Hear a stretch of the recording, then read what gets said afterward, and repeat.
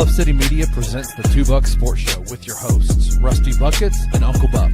Now, let's get to the show.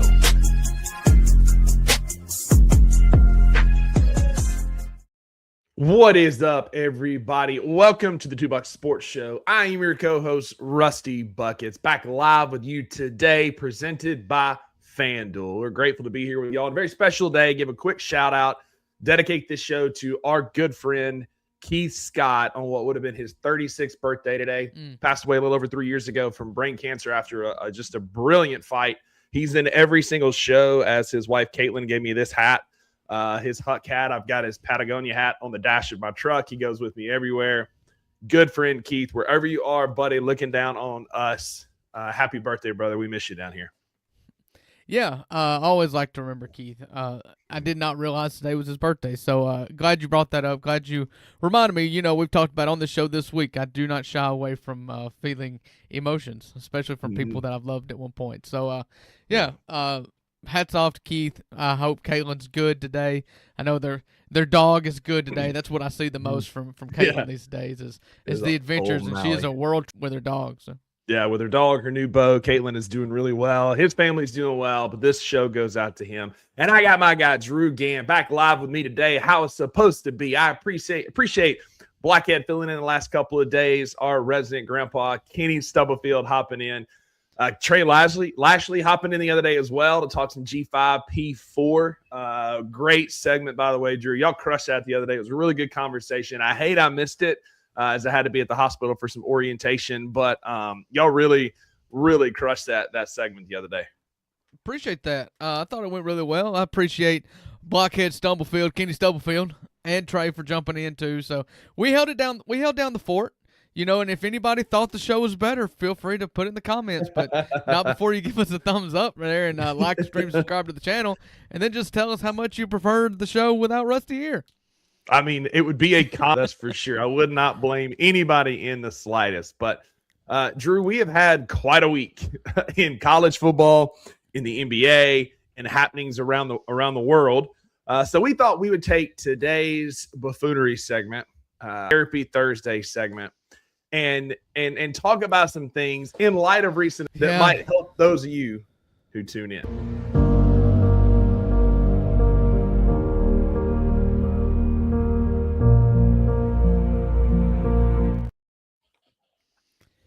Yeah, much like the theme of this show today, Rusty comes back and we're just going to play some sad music. It is our Therapy Thursday segment on the Two Buck Sports Show. And listen, shocked the whole sports world yesterday when Michigan football coach Sharon Moore was abruptly fired with for some not shenanigans. Because they hate him. It's because I hate him.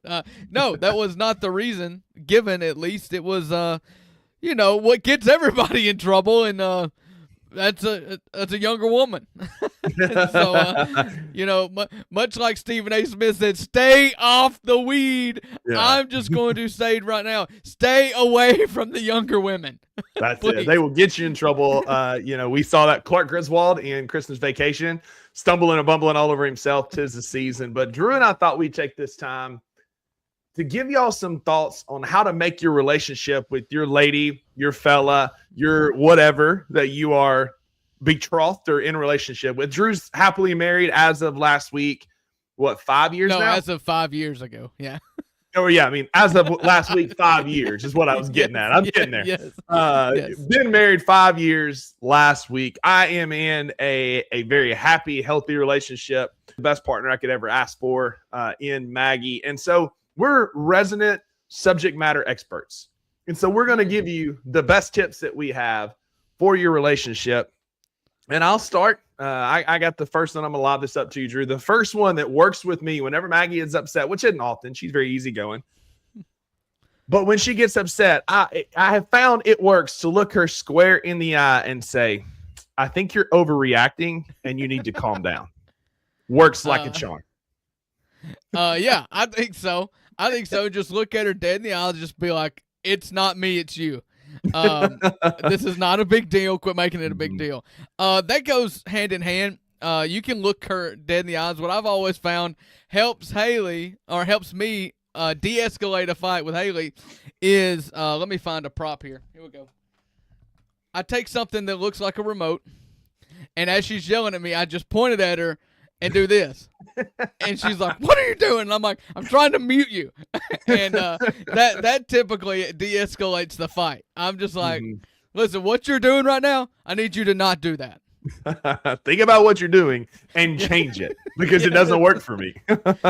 yeah, just like, is this thing working? Oh gosh, It's like batteries. that old Adam Batteries. Sandler movie Click, where you just turn the volume down and just be like, you're being too loud. But that's two good ways to throw gasoline on a fire and get it to calm down. The next one I had is anytime your significant other helps you out, makes your dinner, loads the dishwasher, cleans the house, folds your clothes, I find it productive to say, you know, this is great, but this is not how my mother did it. Yeah.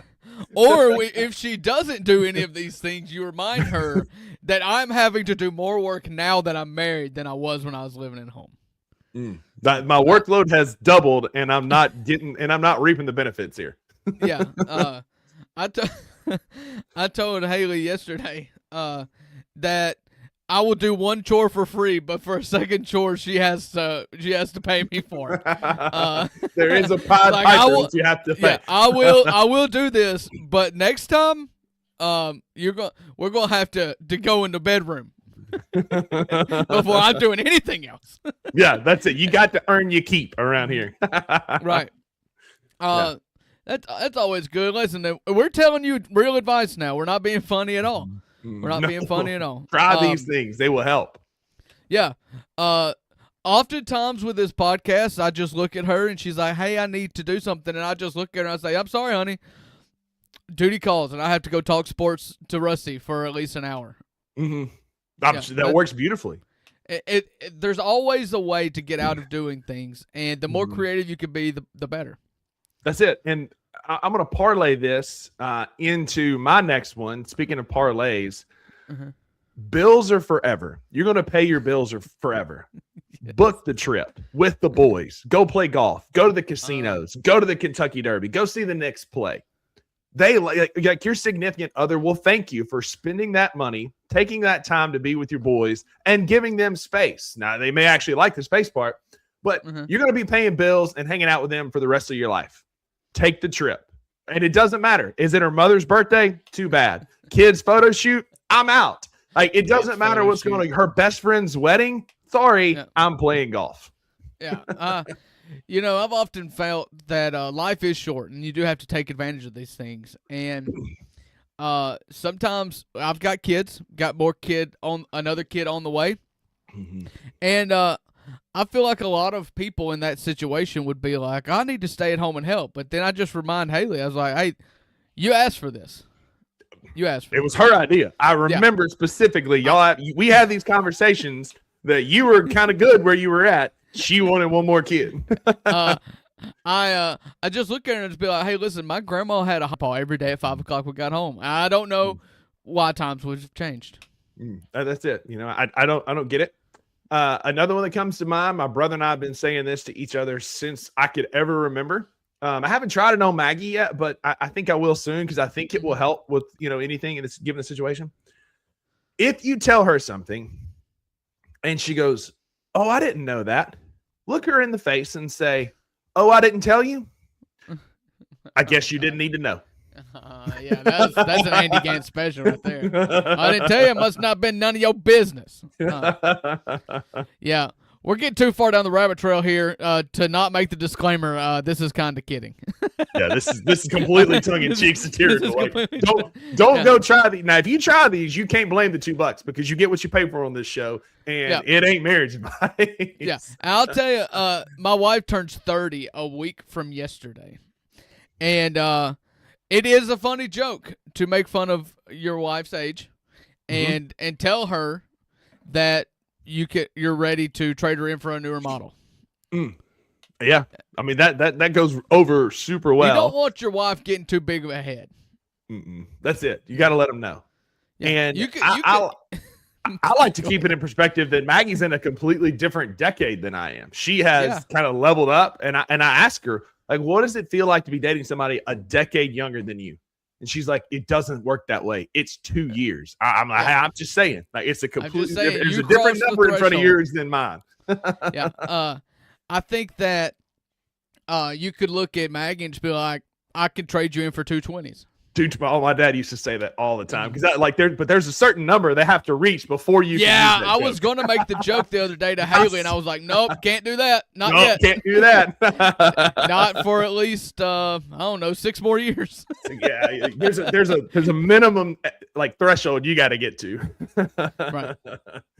But we just wanted to be helpful. You know, y'all seen in the last week some news that of a relationship falling apart, and so we wanted to give y'all some tips to prevent yours from falling apart. Put these into play. Do not say that we advise you, but if you put them into play, let us know how it works for you. Yeah, I would absolutely be in it for the content business, but if you really want to have a successful marriage, take everything that we've listened to, that you've heard on this show so far, write them down, and then just make one minor edit to each bullet point and just put "don't" in front of it. That's it. Or just do the right opposite. Yeah. The best answer you could possibly get. I always get the last word in whatever conversation, argument Maggie and I have. I look at her and I say, "Yes, baby," and then we go on. As you wish. Absolutely. You wish. But listen, we don't have any Grizzly necessarily centric news to talk about, but we've got basketball news, Grizz adjacent, to talk about today.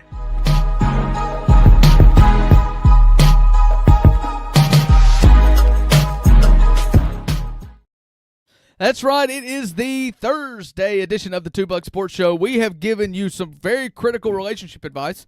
And honestly, the relationship advice we gave you is a lot better, even if you took it at face value, it's a lot better than the relationship advice Sharon Moore got. And so now we're going to get into our sports. We've done our tomfoolery segment. We're on Bluff City Media's YouTube and X pages. If you are on X.com or Rusty's Old People on Facebook, I would cordially invite everybody right now to come over to YouTube. We've got everybody, all the cool kids, all the regulars in the comment section here. Hit us the thumbs up button. Subscribe to the channel. Turn on the notifications so you don't have to remember when the show comes on. We will tell you. And now it's time for some NBA talk. That's right. We've got a lot of basketball happening, even though the Grizzlies don't play until Friday. Quite a few things have come up. First and foremost, we'll start here. We'll finish with some FanDuel numbers we'll talk about. But Anthony Davis appears to be on the trading block the same day that Derek Lively has announced that he's going to miss the rest of the season with a season-ending foot injury that's leading to surgery, Drew. And it's looking like Anthony Davis is going to command a bit of a trade market. It's obvious he's an all-star, defensive player of the year, just like an elite caliber player. Again, especially considering how he's played his entire career, entirely made out of paper mache. Impressive. And you'll get the Anthony Davis experience. You know, he's in and out of the lineup. What minutes he gives you are great, but you can't rely on him being there a long time. And so Dallas is starting to shop Anthony Davis, and ESPN lists Detroit, Atlanta, Toronto, Golden State, and San Antonio as the top destinations that could or would trade for him. Yeah, I mean, first off, I think this is just the final kind of getting rid of the what's his name? Nico Harrison of it all. You know, like you made the big trade, the centerpiece. I mean, you got Max Christie in a first-round pick, I think. But the centerpiece around that trade, getting back for the sending off Luka Doncic, was Anthony Davis. And Anthony Davis gave you exactly what Anthony Davis gives you. But teams will not ever consider that. I'm just convinced that the injury-riddled superstar will never command injury-riddled prices because you always look at what he could be. And what he could be is an all-defensive player, an MVP, a fringe MVP candidate, even at this age. And so, yeah, everybody's looking at this and being like, this is quite possibly the final piece that we need.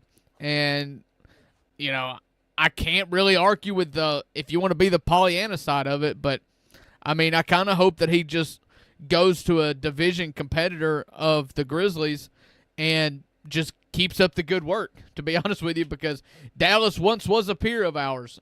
And the Los Angeles Lakers were seeming defeated. You know, the future was not bright for the Los Angeles Lakers. And now the Dallas Mavericks are terrible.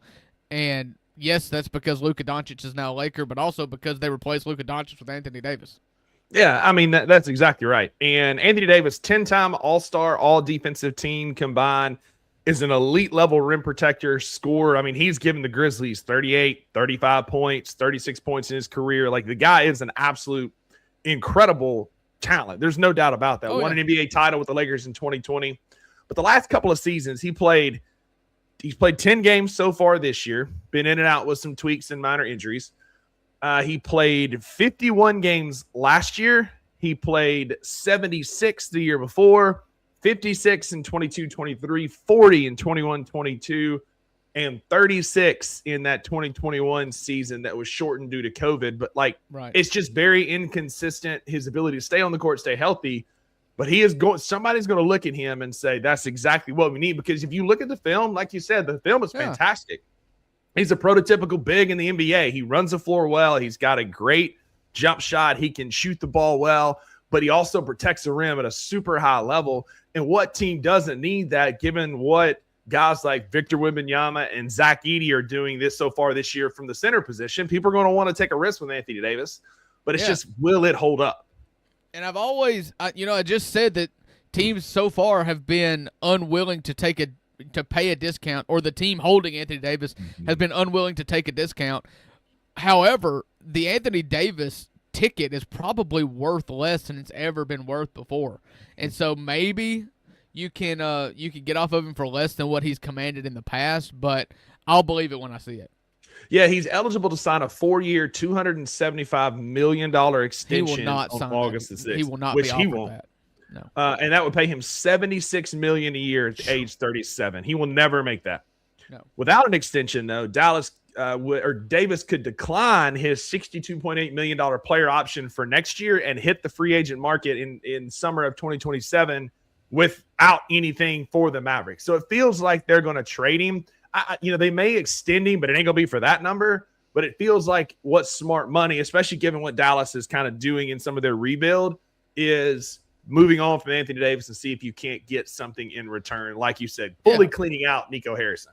They're full on tank mode at this point. Like, Kyrie's going to be out for the most of the season, but at this point, if you're going to trade Anthony Davis, you're just going to probably tell Kyrie not to rush either.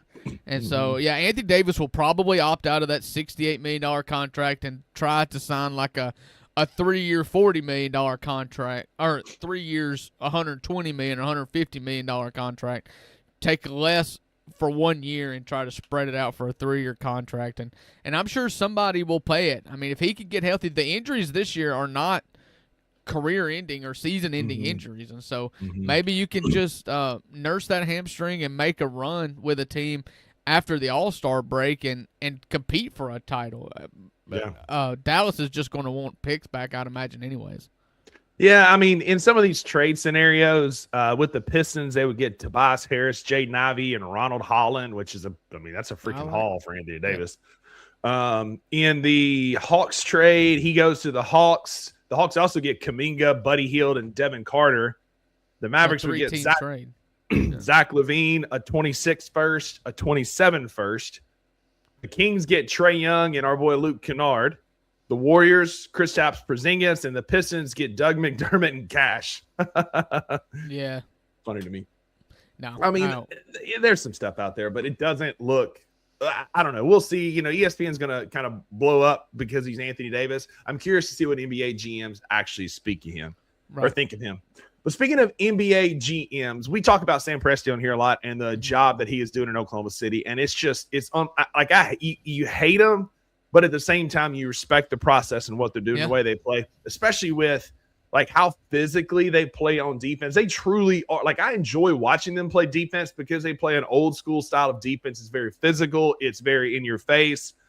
Recognizes that the refs are going to call a lot of things, but they're not going to call everything. And if you just get physical with teams, you can break their will and make them quit. And that's what's happening night in and night out. The whistle on the other end is another conversation. SGA's whistle is absolutely diabolical, but that was not the case last night. He shot a few free throws. There was a couple of the fouls were a little bit soft, but this Thunder team is on an absolute roll, Drew. They have not lost since the beginning of November, early November, when they lost to the Trailblazers in a 2-point game. I think they I want to say there was like some injury. The SGA rested a bit that night, but it felt like there was a reason that they lost that game. But they are on an absolute historic tear. They are on pace to break the NBA win record pretty easily. Their last loss was against Portland on where's the date? November the 6th. I know SGA did play. Had 35 points that night.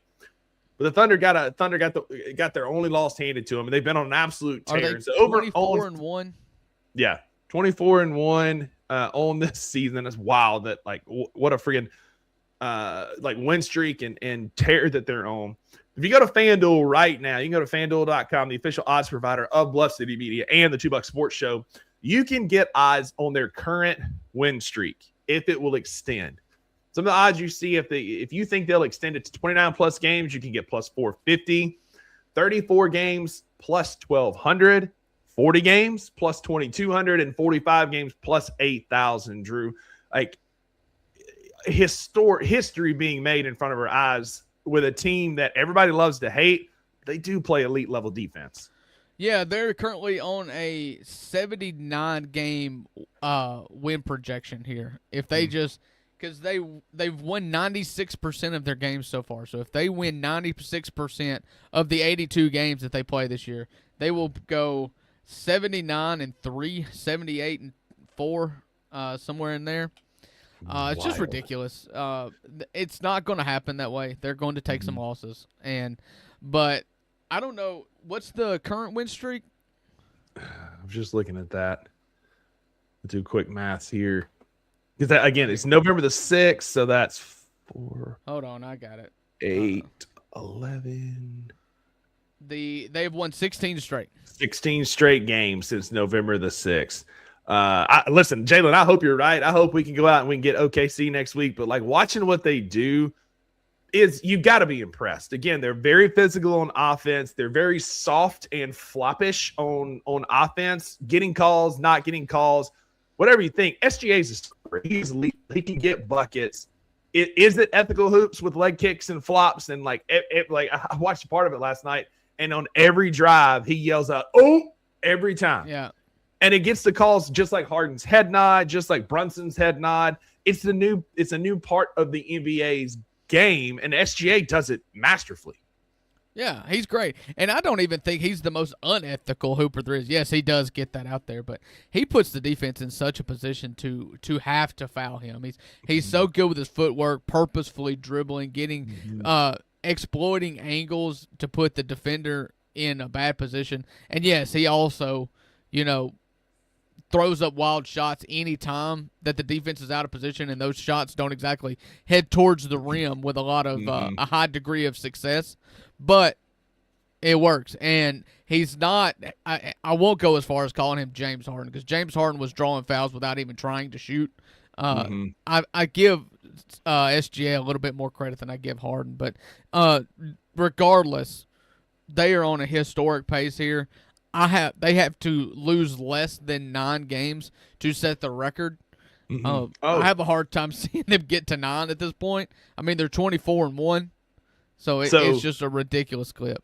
The FanDuel odds for them to break the NBA regular season record at 74 plus wins is plus 230. Plus 230. I mean, that is incredible. Maybe I'm being odds. a prisoner of the moment, but I feel like they should probably be minus odds.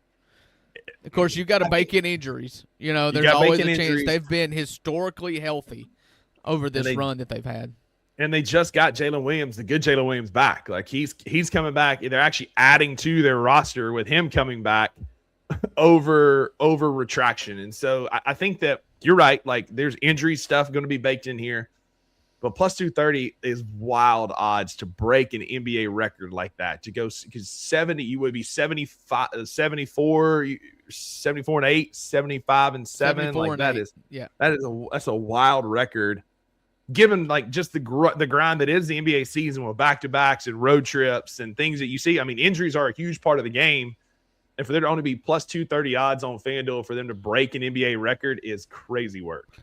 Yeah, and I mean, let's be honest, they've got to win the title though. You know, Oklahoma. I mean, Golden State is the team that set the record for 73-9, and then they lost to the Cavs after holding a 3-1 lead. So you've got to go win the title. The job's not finished, and they would tell you that they've got to repeat, and it's really hard to repeat. But if you're just basing it on the regular season, they look better than they did last year. I just don't know how a team is going to be able to beat this team in a 7-game series. Like I just don't see a team, especially if like you have to come back and win multiple games in a row where you have to beat them 2, 3, or 4 times, with some of those games being Oklahoma City. Like, we're not trying to glaze the Thunder. We're an anti-Thunder podcast around here, but it's impressive what they're doing, and it feels daunting to beat this team in a playoff series like that. Absolutely. But the Grizzlies play again on Friday night against the Jazz. So y'all tune in for that. We'll have a post-game bounce. We'll have some coverage of that tomorrow. We'll deep dive on that game tomorrow. But not a lot of NBA news other than the Thunder, the best team in the world right now, is what it is. But, buddy, we have had quite the college football week. What a freaking week for me to have orientation for a weekend job at a hospital. With all the news breaking, the P4G5 conversation, Notre Dame pouting, and now getting in trouble. We're going to talk about all of that, obviously the Michigan head coaching job, and more right after this quick commercial break.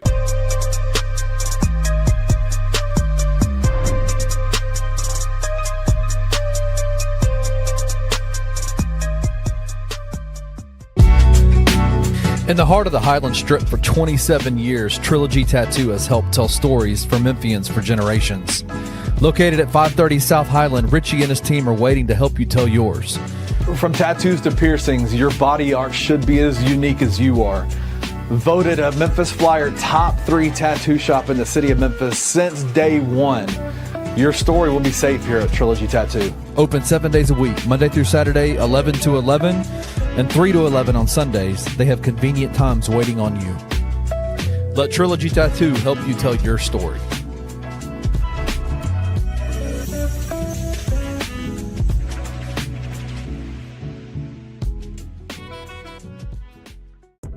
Do we think that they can win the American when we stack them up against the rest of the conference? Yeah, but they have to give a pretty consistent effort night to night, and I'm not sure I've seen that from this team. No. I feel like they're putting it together slowly but surely and stacking some decent days. I think they can win the American, but it's going to require them to not be as up and down and inconsistent as they've been through the first 8. Memphis versus the field. Are you taking the field or are you taking Memphis? The field, for sure. Yeah. The field. Well, if you asked me right now, December 9th, will Memphis win the American? I would say no. I just think they've been so inconsistent. And yes, they beat New Orleans, and yes, they beat Baylor, but the one thing I don't think you're going to question about this team, which has been a part of the consistency thing with Penny over the years with his teams, is the effort. Yeah, right? I agree with that. This team might not be as talented as some of the other teams he's had. Effort-wise, you're going to get effort. Tune in to On the Bluff with Christian Fowler and Gabe Kuhn every Tuesday at 10 a.m. on the Bluff City Media YouTube channel.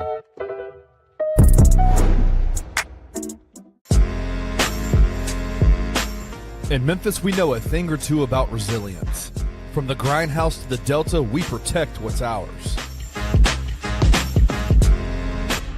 But when pests invade your home, it's time to fight back.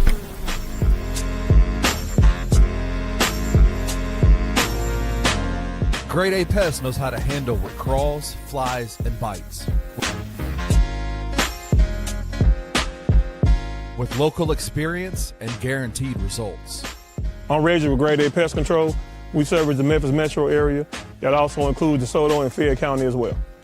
Grade A Pest has the entire Mid-South covered. So if bugs and pests put you to the test, let Grade A solve your problem.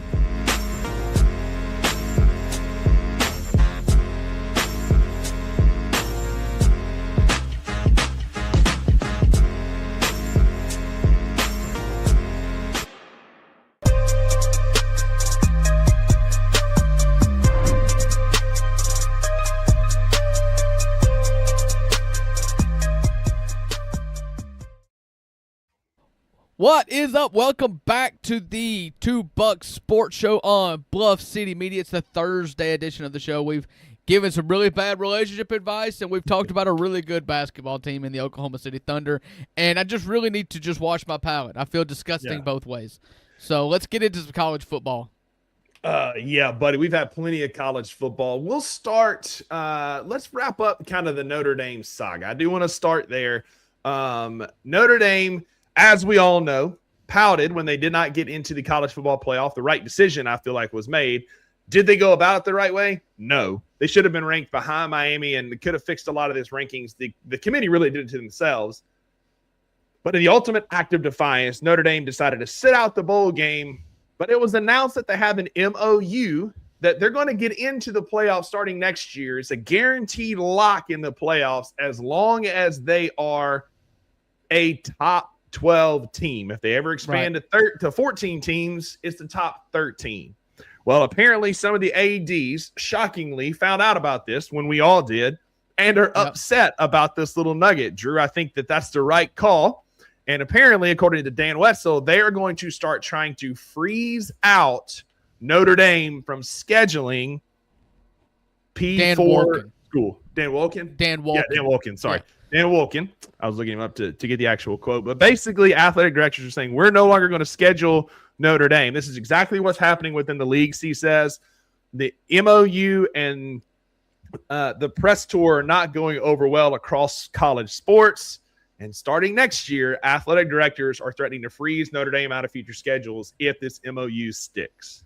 Yeah, so I've talked about this a pretty good bit, even this week. So what happened is that there are 5 automatic bids into the college football playoff as of right now with the 12-team format, and those 5 teams that are guaranteed a berth into the playoff are the 5 highest ranked conference champions. Well, Notre Dame swings a big stick and they're not in a conference. And so this was done kind of hush-hush, and we found out about it when Pete Baklava, the Notre Dame athletic director, vented and rant and raved to what's the reporter's name with Yahoo? Ross Dellinger, after they were left out on Sunday. And that's when we found out about this, is that they have this MOU signed that says that they are going to get an automatic bid in if they qualify and are in the top 12 of the rankings. And, of course, as I said yesterday, I believe it was yesterday or Monday, this is going to result in people not scheduling Notre Dame. Because what do you have to lose? If you are the ACC, the SEC, and the Big Ten, and the Big 12, what do you have to gain by beating Notre Dame? Well, they're just going to get a data point in their favor. Their strength of schedule is going to be better, and they are going to have a better shot at getting in than one of your teams that are on the bubble. This in this year's case, if you just take this year's ranking and assume it's next year, same format, same number of teams, everything, an ACC team that beat Notre Dame would get jumped by Notre Dame because they have this agreement in place, and the ACC will not stand for that. And if you take the ACC and you take the ACC shoe and say, here, SEC, wear this shoe that we're in, if it's Vanderbilt, the SEC is not going to do it. You're not going to prop up a team that is not in a conference to get a bid that you think your team will deserve. You have nothing to gain and everything to lose. That's it. And Notre Dame controls their own schedule. They can schedule who they want. They usually have a couple tough games a year, and that's now going to be in jeopardy because, like you said, what's the positive for Alabama or LSU or Michigan or Clemson or Miami to play Notre Dame when now most of those conferences are going to 9 conference games, and in the SEC on a 9-game conference schedule, you're likely to play 4 or 5 ranked teams. This year, Mississippi State played 6, like in an 8-game schedule. And so, like, the likelihood of them getting those schedules going forward is very slim. And given the pouting tour and entitlement, as Ninja DJ says here in the comments, that's not going to go over well with these guys. They were so mad and upset at the ACC for petitioning for an ACC member. The ACC gets money from Miami. Notre Dame, if they got in, ain't giving the ACC squat just because they play a ACC light schedule. Notre Dame would have kept all that playoff money for themselves. So Jim Phillips from the ACC was completely within his rights to petition for Miami because it's one of the teams that pays league dues and the league benefits from Miami being there. And this entitlement that we're the biggest brand in football when you've won one national championship in my lifetime.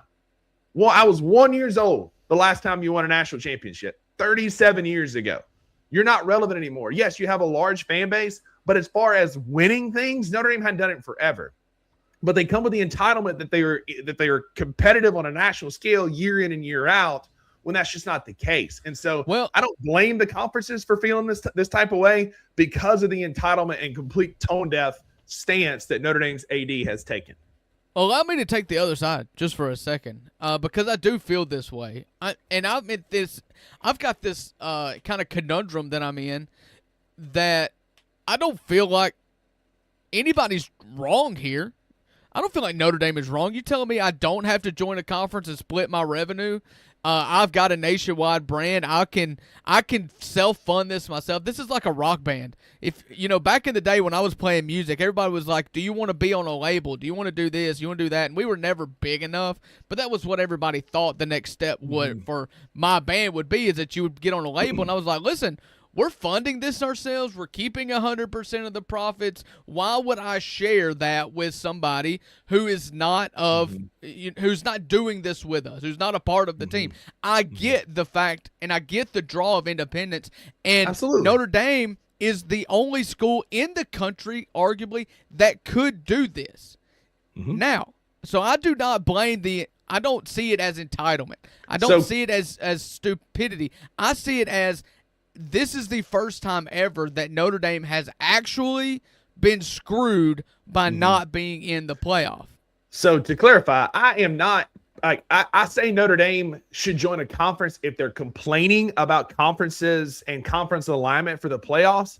I am pro independence. I think if I had a college, I would want the same setup because you can. That's it, man. This is America. This ain't North Korea. You get choice. You get freedom. You can do what you want to do and keep the revenue for it. They're the ultimate capitalistic university because they go out they eat what they kill. They generate the revenue. They keep it all. They have their own TV deal with NBC and Peacock. So I'm not anti Notre Dame being independent. That's cool. Like, I'm fine with that. But you can't then go complain and argue and moan and bellyache that you're not getting treated like a team in a conference because you're not in the conference. And Jared's right. There is a little bit of you have to lay in this bed, and you can't have your cake and eat it too. Yeah, you can't. You played two teams of relevance this year. Three, we'll say three. We'll count USC because they were a top 20 team, so that's a good win. But you lost to two teams that ironically are playing each other in the playoffs.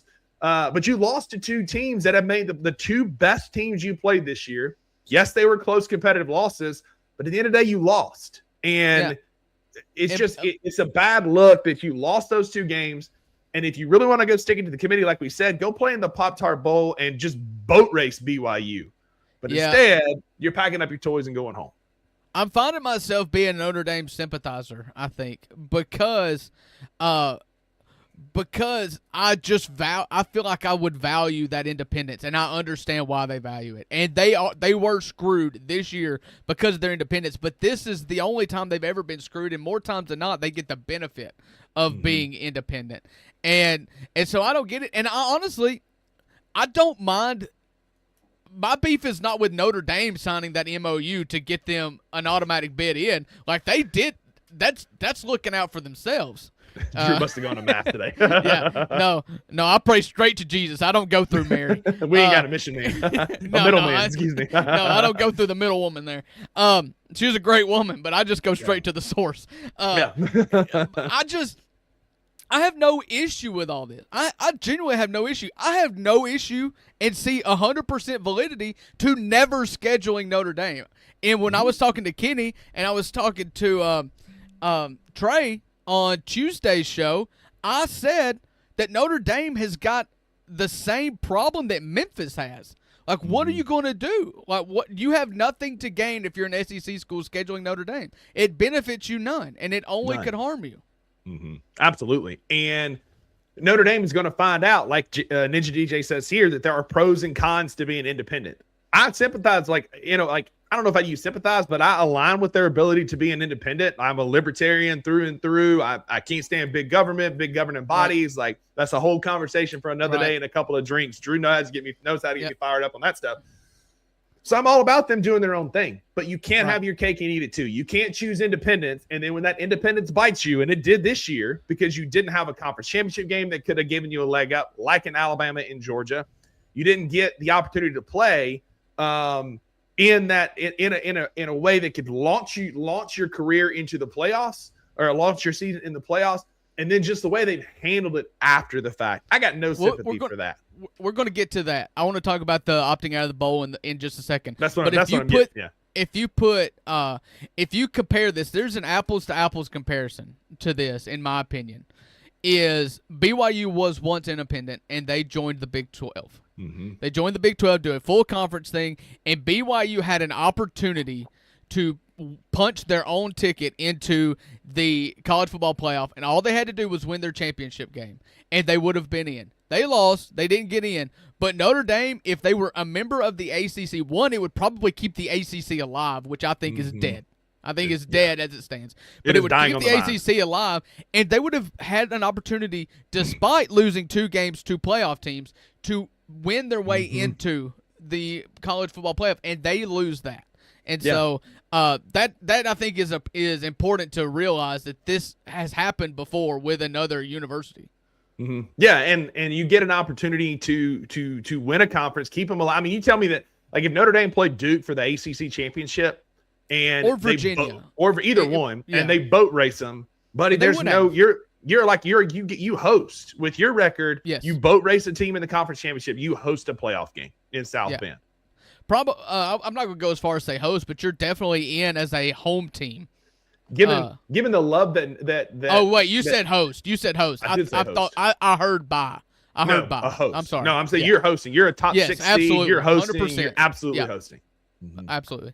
Especially if it's Virginia and you get that's your second top 20 win of the season in the conference championship game, and an impressive win. You're a top 6 seed. You're likely hosting one of the G5 teams in South Bend.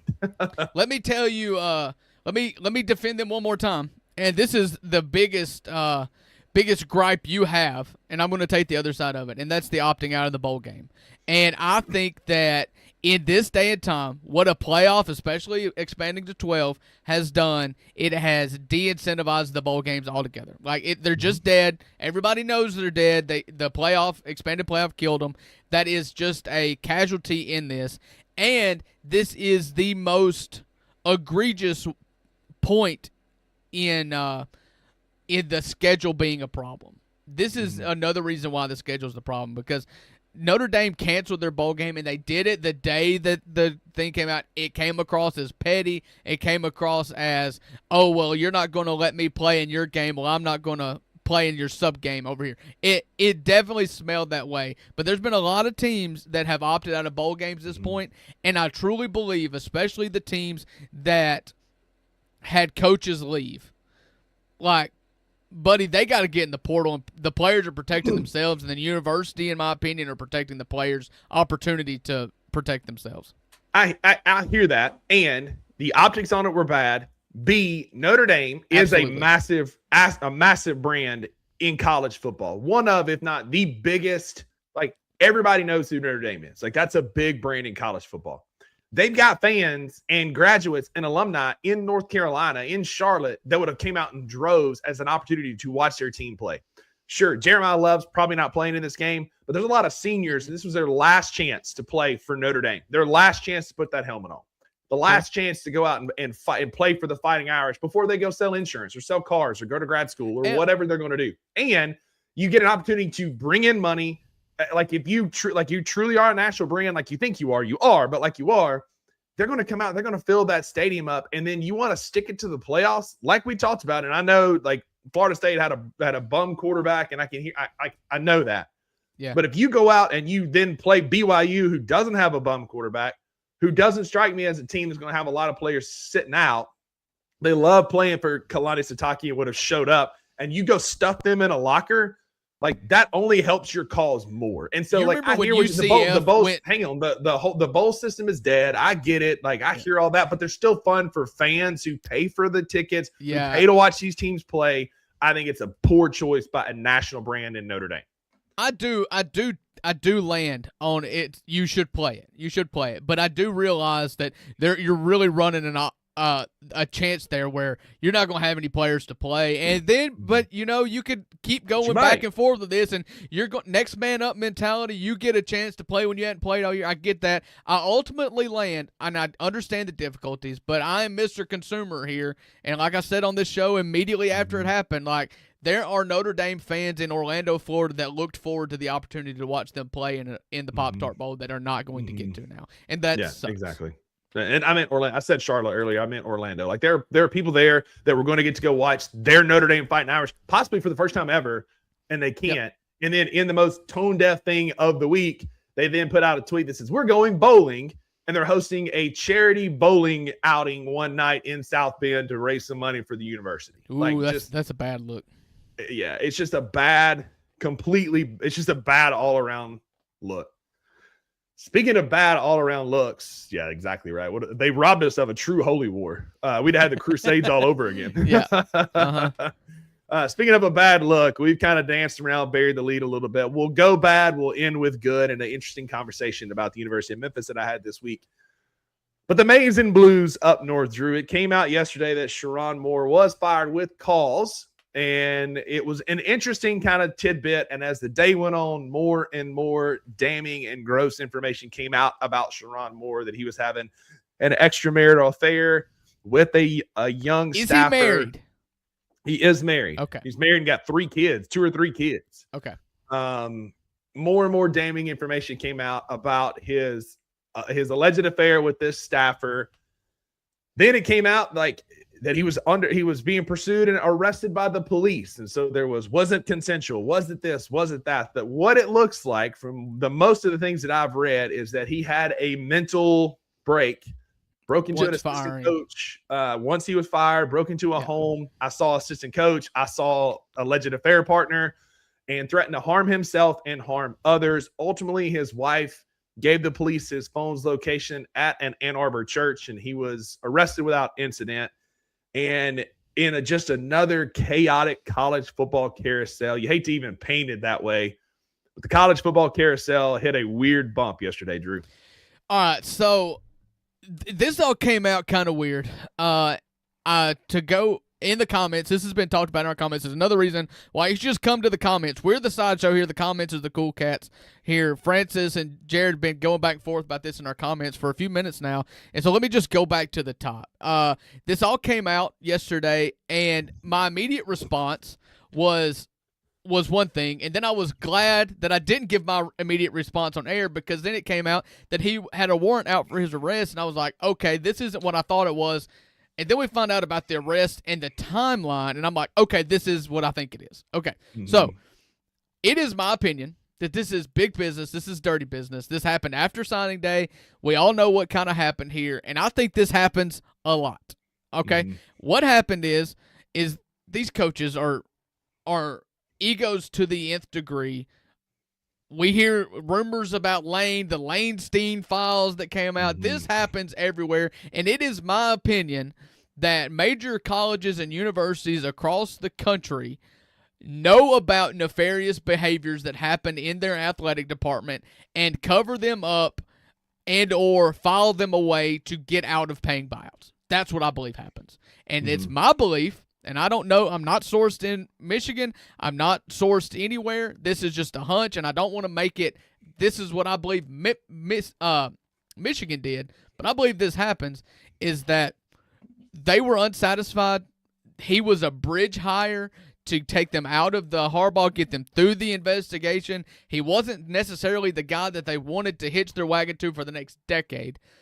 And this came out, and they used it, they filed it away, they got through signing day, and then they said, okay, this is what happened, we're going to fire him with cause, no buyout, and then he reacted poorly, and that's what led to the to the arrest. So I agree on some fronts, but this has been Josh Pate talked about this on a Twitter live last night, that this has been an ongoing investigation for months now. That Exactly. They've been looking for receipts. They found out that in the last couple of weeks, they found out that there was an abortion that he paid for, that there was a lot of things that were going sideways. I do think they probably waited till after signing day. I don't know. Yes, they were dissatisfied. I don't know that this was the coaching cycle that they were going to fire him in. They may have gave him one more year to get through it. This is egregious behavior. It needed to be dealt with and dealt with swiftly. And that's what Michigan did. no Once doubt. the investigation concluded and they had the information, it was the perfect storm. Absolutely. Like as Francis says here, and like you said, it's dirty business, and they're going back. He's getting roasted, finding old tweets and stuff that he has said on Twitter, which is kind of funny given the situation. But now Michigan has a choice to make. They have got it is, regardless of what we or other people think about it, Michigan is a premier job in college football and will command a premier head coach. For the record, they do have, real quick, on FanDuel, they are a 6.5-point underdog in the Cheez-It Bowl against Texas coming up on December 31st. You can get them on Moneyline for plus 202. Biff Pierogi, that's not his last name. Poggi, thank you. Poggi. That's not Pierogi. Biff Poggi has been named the interim head coach after Michigan determined that there's no real shot that he had an affair with an underage staffer. Yeah, let me be completely clear and transparent here. I'm not saying he didn't deserve to be fired. I believe that extramarital affairs, especially with staffers, they deserve to be fired. It is just my pessimistic, realistic belief that stuff like this happens pretty often. And if you are a good coach that wins a national championship, or is competing for a national championship, and they are happy with your record and results on the field, that they cover it up. And that's sad, but I believe that is true. Real quick interjection here. As a fan of a university who did not do that, we had a baseball coach a few years ago, Andy Cannizzaro, who was our head skipper. He had an incredible recruiting class, came in, was banging Diamond Girls in the dugout after baseball games, multiple ones, had us on a massive winning trajectory. We fired him because of just the egregious activity. There is a lot here, for sure. And the interim coach, he went to TCU, Gary Henderson, but that's not it. I'll think of it in a minute. Took us to the College World Series. We won it the next year with Lamonas with his team. So like there is a precedent where it's just too egregious and you get fired regardless. But you just look, and I think the best case in my favor on this is look at what LSU tried to do. LSU tried to dig up stuff and fire for cause. Auburn tried, and I believe was successful in finding cause once they decided they wanted to fire Brian Harsin. And it just happens. Like it's crazy and it's sad, but they try to find cause to avoid paying buyouts. And I believe that's what happened. You look at the timing, Michigan just signed the number 6 ranked high school recruiting class, and they don't fire him for cause until after signing day, when this was rumored to be nefarious activities bubbling underneath the surface for a long time. The timing of it, to me, is just dead on for my theory of being, okay, we're going to fire him because we're not convinced he's the guy, and we're going to get everything we can get from him, and that is the number 6 recruiting class. And then we are going to cut bait and say, oh, and he was having an affair. We know this because he DoorDashed Plan B. Like, to take Charles Barkley, don't commit crimes with checks. Do not do stupid stuff and have DoorDash deliver it to you. Yeah. I mean, it's a chaotic scene. It's gross. It's not going to be pretty. Again, I recognize a lot of schools cover this up. Arkansas being another one who did not, as Jared here talks about Bobby P. I'm not saying it's right. I'm just saying it happens. It happens. Yeah. And we're not advocating for that. So don't hear that. Right. But this, as we bring this up, Francis asked, well, who's more down bad, Notre Dame or Michigan? I think it's Michigan, because Notre Dame is going to be fine. They're going to have a little boo-boo on their resume. They're on their little black eye. They're a national brand. They're going to be fine. They're going to be in the college football playoff next year. Unfortunately, I am anti college football playoff expansion. Same. Unfortunately, this will be used to expand the playoffs to 14, 16 teams. So I think it's Michigan, because especially if like rumors are they're going to go for Kalen DeBoer. And if Kalen DeBoer tells you no and you start moving down the list, this may not be as desirable job as people think it is. A lot of agents and a lot of coaches think it's a very desirable job. There's a ton of NIL money. They can recruit. They've won historically. We'll talk about that more here in a minute. Players and coaches like to play for historic winners. And so I think they're going to be okay. But if you're comparing these two teams, I think Michigan is just because they're having to start all the way over with a new coach. Well, good. I'm glad you picked that side because I will pick the exact opposite. I think Notre Dame is down bad because what you've seen today that we've talked about on this show is what is quite possibly an orchestrated attack on scheduling for Notre Dame, and that is something that they cannot allow to happen. I think that Michigan is a blue blood brand, like I said, and like it's been reported. They've known about this for a long time. They've had opportunities to go and backdoor channel this thing. Michigan is a really, really good job. They are 2 years removed from a national championship. They have the NIL there, which is evident because the starting quarterback for the Michigan Wolverines was the number one quarterback in the whole class last year, and they ponied up millions and millions and millions of dollars from two people, one of them being Dave Portnoy, to get him on campus. Money's not a problem. NIL is not a problem. The conference is not a problem. They play in one of the two best conferences in football. I don't think Michigan's going to miss a beat there because I think if done correctly, and I think they do things correctly at Michigan, they know they have a list of 2 or 3 guys they know they can get. Agreed, and I hear that. But Notre Dame literally has it on paper that they will be in the college football playoff next year. And if you look at their schedule, it's basically a writ of understanding. Like, it's going to happen. And I think that, like, looking at these two teams and comparing them, I think Notre Dame will be more fine in the short term, maybe not the long term. In the short term. Yeah. In the short term, they're going to be fine. But in the long term, if the conferences stick to this, I don't see a way that Notre Dame can enter the top 12 if they are playing their best game of the year being Boise State.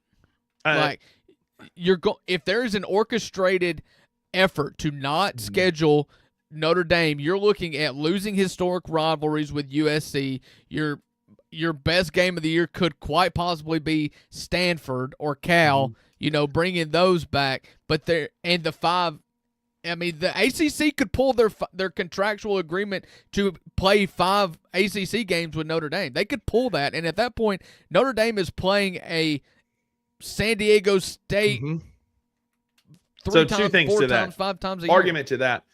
Notre Dame will always be a preseason top 15 team. Always. Like, I can't remember a time where they even, where they weren't, even when they truly didn't deserve it. So they're going to start with a high ranking. To where then if they are playing the San Diego States and the Air Force and all these little schools and they run through undefeated and they beat them into the ground, the committee will put them in there. A. B, there's nothing to say. What if, and again, this is a doomsday. I don't think this is going to happen, but I saw this floated out. But Notre Dame says, okay, that's fine. Conference champs get in. We'll go win the American. We'll go win the Mountain West, whatever, year after year and be in. That's a path. Notre Dame has paths to get in. Absolutely. But I think what they'll do, again, you'll see. But you'll see that Notre Dame will be a top 15 team with a weak schedule that they'll run through, and they will land in the top 12 purposefully to be in the college football playoff. But what I'm saying is down bad. They have a decision to make. They are going to have to either keep their independence and quite possibly play a garbage schedule and hope for the committee to love an undefeated garbage schedule, they're going to have to join a conference, which is what I think the NCAA would rather them do anyways. Yeah, so they have they will love the ball's garbage in their schedule. court. That they do not own their own destiny solely anymore. Is what I'm saying. The ball's in Michigan's court too to get the right dude, because if you miss them yet another higher, it's going to get ugly again. But they're not. This is a little bit apples and oranges right now. I consider Michigan to be a top 10 job and can draw a sitting head coach if they want to. Mm-hmm. Yeah, I mean, probably Kalen DeBoer is the name that's coming up with some traction. I'd hire Kalen DeBoer in a heartbeat. I mean, absolutely. But will he leave? Will he leave, or would you leave Alabama for Michigan? I think Alabama gets smoked in the first round by Oklahoma and Norman. I think they could. And I think that both sides would agree it's probably a good idea for him to take the Michigan job. That's a real thing. And then does it get real squirrely and Lane say, LSU, hang on, I want to go interview for the Bama job, even though they turned him down 2 years ago? There is one thing that I know for certain in this life, and is that Alabama wants no part of the Lane drama. But Lane Kiffin will turn it into how can I make this about me? But Alabama wants no part of it. It's just not going to happen. No, it's not going to happen. It's not. But speaking of getting it right, I do think the Memphis Tigers made a good hire in Charles Huff. I think it's a bit unconventional given that he doesn't have as much head coaching experience. But you think about what he did, right? He was at Marshall and turned Marshall around from a dumpster fire in the 3 years he was there and beat Notre Dame in South Bend, one of the biggest wins in program history. Goes to Southern Miss, who was 1-11 last year. Put him in the conference championship game this year. He is proving that he can win with less resources. Memphis does have the best NIL budget funding coffers in the G5. And now you got a guy who's been winning with less. I think it's a good hire. He's got NFL experience as an assistant with the Bills. He's coached at Penn State, Mississippi State, Alabama, Vanderbilt, Maryland, some bigger programs, and got a lot of it. Coached under Nick Saban in Alabama for 2 seasons. He was his associate head coach and running backs coach. Yeah. Mm-hmm. Yep. And so then launched right into Marshall. I personally, for Memphis, I really like this hire, and his rah-rah speech has got some people talking all kind of crazy this week. Yes. I think it was a great hire too. He's had success everywhere he went. There is a tangible value to winning the press conference, and I would say an outsized importance on winning the press conference. He won the press conference. 10 out of 10, stuck the landing. The Russian judge gave him a 10 when it comes to how you grade what he did in his introductory press conference. But for the same reason why Memphis fans told Arkansas fans, do not put too much stock in the introductory press conference, I would say don't go too far this way too. A lot that he said, talking about the tiger being the apex predator. We're here to right the ecosystem with the tigers on top. I'm telling you, I would run through a brick wall for that man if I was a Memphis Tiger fan. Absolutely. Let's not put the cart before the horse. Let the man have a chance to build it the right way. Mm-hmm. Let's have him compete for an AAC championship before we immediately start going into if Memphis joins the SEC, then what? Yes. So he also, Ninja DJ brings up a good point here. He was Saquon's coach at Penn State. He was Najee Harris's coach at Alabama. Don't hold Najee's NFL career against him. He was amazing in Alabama, and he's a great running backs coach. And Memphis loves to run the football, and they've had their share of really good NFL backs: D'Angelo Williams, Kenneth Gainwell, a few others. They've had some good running backs over the years, but to have Memphis fans talking in hypotheticals, and I'm gonna call him out. Anthony Sane. We were talking yesterday. Guy said that, and guy said that Memphis, listen to that guy talk with the resources that Memphis had. If they were ever to join the SEC, they would take over the conference and be a top 5 team in 3 years. And I just said, buddy, you don't know how this works in college football. He made the point that urban kids don't want to move to these rural towns, that they would have a place with a lot of money in an urban area that they would want to come and play. And I'll give him that. If the urban kids want to come play here, they'll come play here. But getting a kid to come from Brandon, Mississippi, from McGee, Mississippi, Ware, Mississippi, Red Bay out, wherever, these different places to come to Memphis when you have an opportunity to go play for a historical winner that has coffers deeper than Memphis, is silly to me that we're not even you're going to take over the historically best conference in the history of college football, buddy. Yeah, I'm just not. We're just getting too out of control here, because what you've seen out of Charles Huff is that if he has success here, we're talking about a launch pad again. There is it's a launch pad job, just like most jobs are. It's a launch pad job. I'd have a little bit of a problem with the recruiting to a city Like, I don't feel like that's as applicable as at one point it was. I want to stay close to home. The players the teams that had the players in their vicinity got the most good players because you want to play for home. What Charles Huff will do, well, he will, in my opinion, lock down the city of Memphis. And there is a lot of talent in the city of Memphis and a lot of talent that do not go to the University of Memphis because they have better options. If Charles Huff is to get Memphis into a P4 conference, then that radius will expand even further. And I do agree with that, but this is a transactional league now. It's about money first, it's about location second.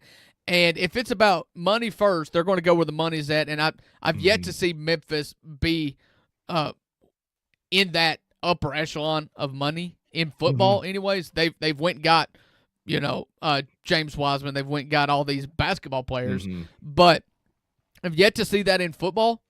And I don't think you see that making a big impact when it comes to getting P4 players away from P4 teams into a G5 school. I would believe it more if you were able to do it consistently, winning your league, getting the best of the P4 players, getting the best of those, or the G5 players, getting the best of the best to come to Memphis, and you just dominate. But like you're losing to Rice and UAB, and it's not just Silverfield. Like this goes back. Like Norvell lost some silly games.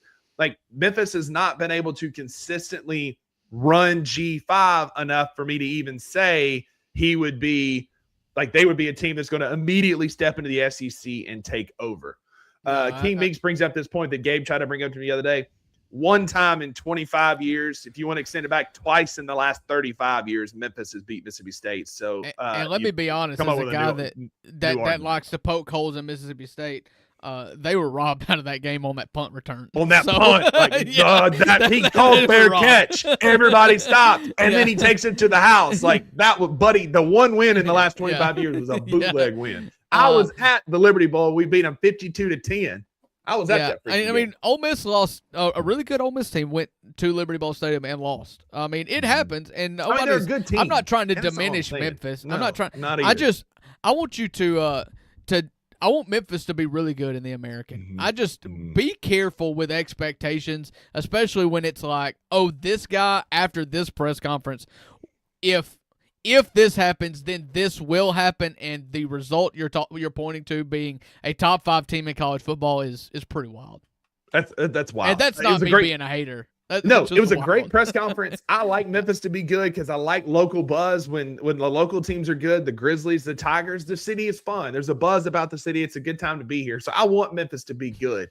But let's pump the brakes on taking over the SEC because you got a good coach. I agree with King Meeks. He wants to bring back former players. He wants former players to be really involved in the program. I think that's great. I think that's awesome because they can help build the foundation and they've helped build this foundation to what Memphis is now. They can help take you to the next rung. But I need you to run G5. I need you to run I need you to run the American Conference. Go win the American Conference a couple of times. Be the best team in the American Conference. Then we'll talk about a P4 conference that buddy, we're talking Georgia, LSU, Alabama. I Auburn. don't even want to entertain that thought. I think what the P4, what the G5 has turned into, and this sucks.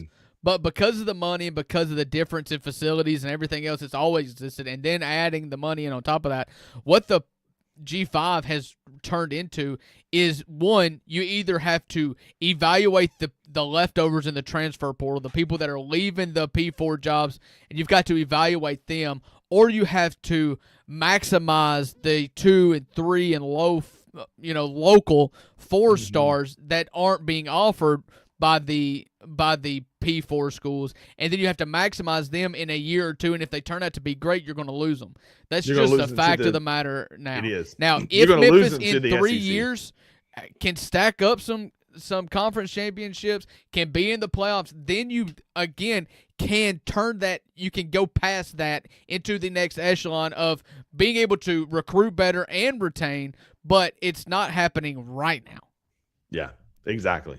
And so, good hire for Memphis. Great hire. Don't get out over your skis because at the end of the day, You don't want to set expectations that high. That high. Like- That's Like, tough. I mean, That's tough. you cannot start with conference championship or bust yet. Like, Yeah. I'm high. I'm high on Pete Golding as a coach. The truth is, I don't know. I'm high. I think he checks a lot of boxes. I just don't know. LSU is setting the expectation at national championship or bust with Lane Kiffin. We'll see if it works out. But those are dangerous expectations.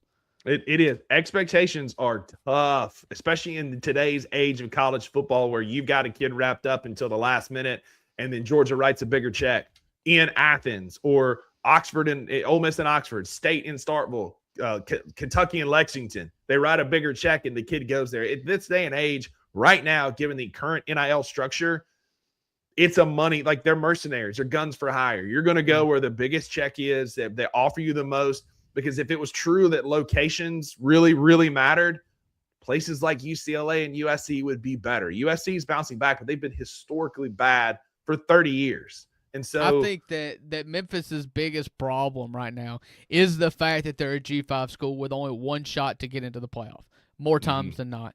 You've got to your expectations and your goals as a university have to be to put the best product out on the field in every single sport to make yourself desirable to a Power 4 conference when inevitably they expand again.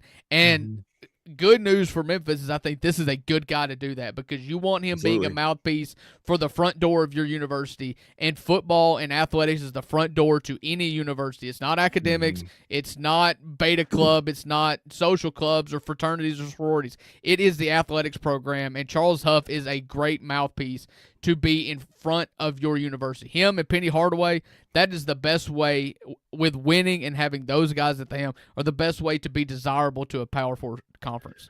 especially given your location in the SEC's backyard where you can, like, the SEC would want them because they're in their footprint. But, like, it's wild that the Big 12 or the Big 10 has not really come calling, or even the ACC, given their footprint and location in the heart of SEC country. I know it doesn't matter as much now with NIL. Like I just said, kids are going to go where the money is, whether that's, they're from Maryland, California, New Jersey, or Canada. They're going to go where the biggest checks are. But from a demographic and a brand awareness, and to be able to drive some of those kids to see your product in your schools, Memphis is a very desirable G5 school that I think will be scooped up in the next round of expansion. It's just by who. Yeah. Because they're multi-sport, because they can be a good football brand, because they can win. They win consistently. They just don't win the big games. And they're a good basketball brand with Penny. And so they are they're a multi-sport brand that somebody's going to want in their conference pretty quick. I'm totally on board with the thought that there's no reason why Memphis should not win the American every single year or compete in the American every single year. I subscribe to that. And if 100%. Charles Huff is the key to unlocking that, then Silverfield was the problem. And I do believe that the infrastructure and money is there for them to compete at an American level for a championship every single year. And I think Charles Huff can be the guy to get there, because he's done it. He did it at Marshall with less resources. He did it at Southern Miss with less resources. Now you're coming where you've got some major resources in Memphis. The reason why he went to Southern Miss is because Marshall just looked at him and said, "We can't afford you. Have fun." Yeah, and so he took the Southern Miss job. They went from 1-11 to 7. I saw them up close in person. They were competitive with State for a half. Went 7-5 this year. Finished tied for second in the conference. Played for a conference championship. Turned that program around. Now he's coming to Memphis. It has deep FedEx, AutoZone, deep coffers, deep pockets. Again, great hire for Memphis, but let's not get out over our skis just yet. But that's going to do it for your $2 Sports Show today on this beautiful Thursday. We'll be back tomorrow live at 11 a.m. Central on Bluff City Media's YouTube channel, presented by FanDuel, as always. Y'all tune into the Anthony Sain Show at 1 o'clock. I'm going to be there in the comments for that conversation. And then be back with us tomorrow. Daily Grind at 7, us at 11. Sain Show again tomorrow at 1. Y'all come hang out with us. We appreciate everybody in the comments. Go be a friend to somebody who needs a friend. And Drew, tell them why there are no refunds. That's right, because with the $2, you always get what you pay for, and that is half-baked relationship advice and some peons' thoughts on a scandal. So come back tomorrow. We'll see you.